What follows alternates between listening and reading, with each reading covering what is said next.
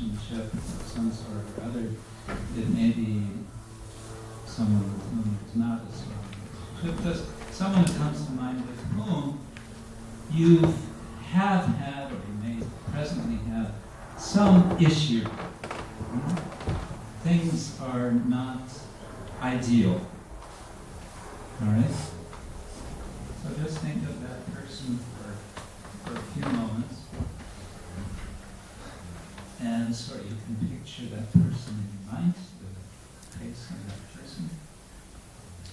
And then I'm just going to ask a question, and you can sort of mentally answer it yes or no, and then continue to picture what is that feeling of the relationship that's there. So, did this person try to control you?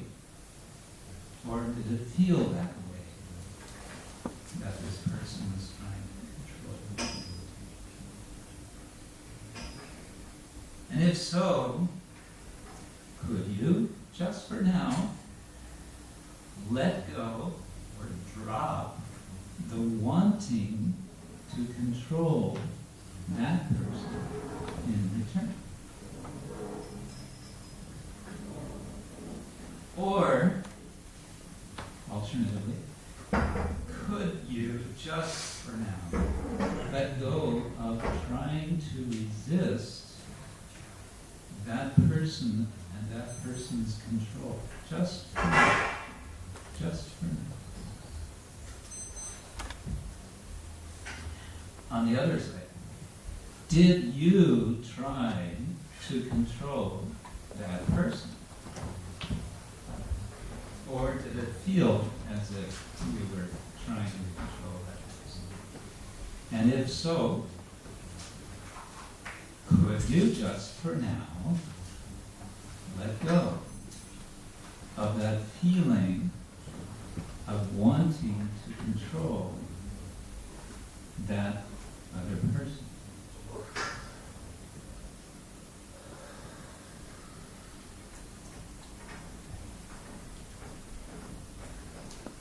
Now we can go through that again, but the time factor, it's good to repeat. Picture the person, or take another person, another situation, ask yourself, was this person trying to control me? What did that feel like? Was I trying to control this person? How did that feel?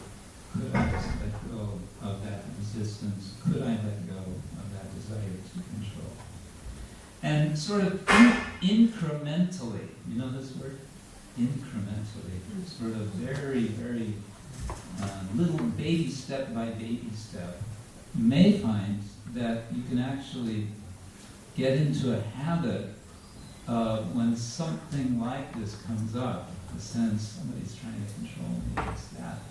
You can say, could I let this go? Yeah. But why not? And it just becomes part of your, you could say, part of your design. Well, a similar thing can be done with respect to these other sort of existential wants. One of the other existential wants we talked about was approval. We have a very visceral, existential wanting of approval from others. So you may, for now, just think of some same person, another person, and we may ask, did this person dislike or disapprove of anything in you? Or did it feel like that? And if so, could you, just for now, let go of wanting that person's approval? Just let it drop. It doesn't matter to me anymore whether that person approves me or not. Later you might want to take back your concern for that person's approval. But for now, could you let it go? Did you ever disapprove that person? And could you let go, just for now, of your disapproval of that person? And And so like this, you can go on and you can experiment with this, you can develop it. And the aim of this practice is to come to the point of acceptance of that person with whom you may feel, the trouble with that person is they're just too X, Y, or Z. The trouble with that person is they exist.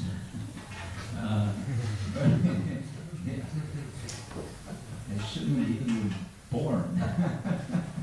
Whatever it is, to come to the point of actually feeling that this person is the way they are, and genuinely accepting. This is different from apathy, which is a feeling of helplessness. It's right next to, it's part of, practically integrated with the sense of peace. And peace, remember, is samatva, is equanimity. And if there is equanimity, then, as I've been saying, that's the beginning of. Alright, time's basically up, so I'll end there with a verse from Bhagavad Gita. Krishna says in the 5th chapter, verse number 12, Yukta karma balam tyakva shantim apnoti nashtikim ayukta kamakarena pale sapto nivatyate. The steadily devoted soul attains unadulterated peace because he offers the results of all activities to me. Whereas a person who is not in union with the divine, who is greedy for the fruits of his labor, becomes entangled. Getting back to Shamananda's point of attachment and suffering, we are holding on to fruits of various sorts. Some of these fruits may be in the form of suffering. We understand there are two fruits on the tree of the body, right? Happiness and distress. So we're holding on to both of them. We need to practice abhyasa to let go, vairagya. And Krishna is saying the result of this is shanti. Shanti apnoti. He attains shanti. What kind of shanti? Naishtikim. Naishtiki is related to the word nishta. And nishta is the next step in this ladder. Ado shraddha tata sadhusangota tato bhajana kriya tato narta nivritti satato nishta, which means fixed. So there's nishta shanti. Krishna is speaking about fixed peace in the Bhagavad Gita.